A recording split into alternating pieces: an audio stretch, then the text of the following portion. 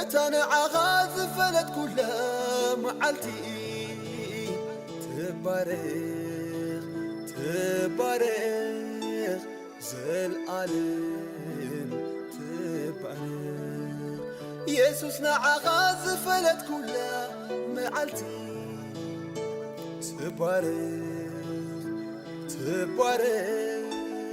ዘለዓለም ትባረኽ መመሊሰ ክባርኻየ መመሊሰ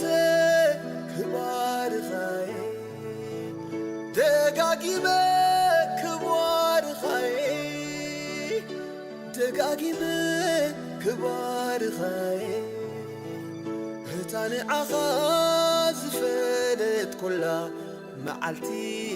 ትኾን በረኽቲ እታ ንዓኻ ዝፈለት ኩላ መዓልቲ ትኾን በረኽቲ ክኣቱ ክወፅእ ኣነስ መድሓንካ ገርመኒ ክድቅስ ክትንስእ ኣነስ መድሓንካ ገርመኒ ክኣቱ ክወፅእ ኣነስ መድሓንካ ገርመኒ ክድቅስ ክትንስእ ኣነስ መድሓንካ ገርመኒ ይገርመኒ ኣነስ ይገርመኒ ምሕረትካስ መዓይ ገሪሙኒ ይገርመኒ ኣነስ ይገርመኒ ፍቕርኻስ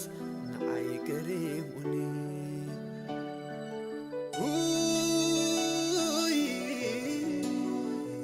ኣቤት ምሕረትካ ክበዝሕ ኢየሱስ ኩሉ ግዜ ዘገርመኒ ምሕረትካ እዩ ኣብ ፀፅባሕ ሓድሽ ምሕረትካ ኣምላኸይ